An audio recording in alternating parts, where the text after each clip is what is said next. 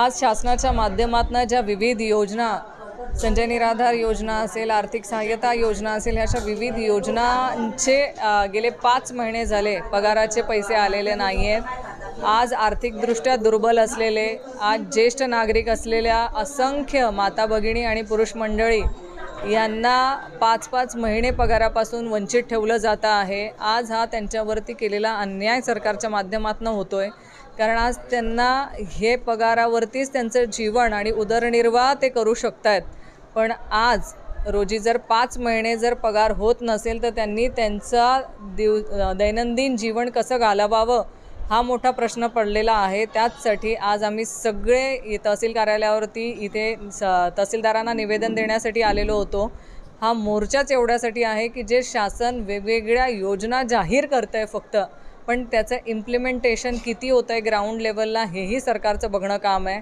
आज गेले 5 महिने झाले या सगळ्या विविध योजनांचा निधी आलेला नाही आहे आणि गोरगरीब लोक त्रस्त झाले। ते रोज तहसील कार्यालयाच्या चक्रा मारतात, रोज बँकांमध्ये जात आहेत विचारणा करायला की आमच्या खात्यात पैसे आले आहेत का।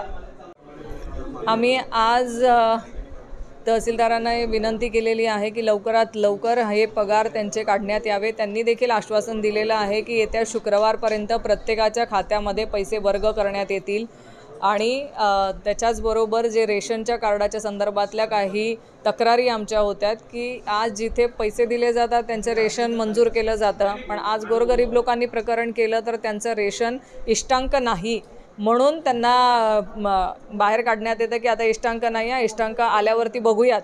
मग पैसे दिल्यावरती इष्टांक कसा येतो, कुठून येतो, हाही एक विचारण्याचा प्रश्न आहे। तो देखील आम्ही आज तहसीलदार साहेबांच्या कानावर घातलं आहे की आपल्या इथे मोठा भ्रष्टाचार तालुक्यामध्ये चाललेला आहे आणि गोरगरीब लोकांवरती या माध्यमातून अन्याय होतो आहे आणि जर भविष्यामध्ये हे थांबलं नाही तर आम्ही ह्याच्यापेक्षा मोठं आंदोलन करू, इथे नाही तर कलेक्टर ऑफिस समोर करू, असं देखील आम्ही आज त्यांना सांगितलेलं आहे।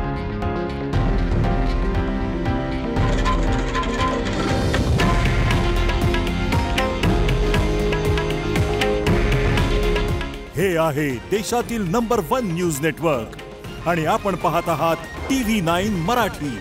काळजी तुमची, हित महाराष्ट्राचं।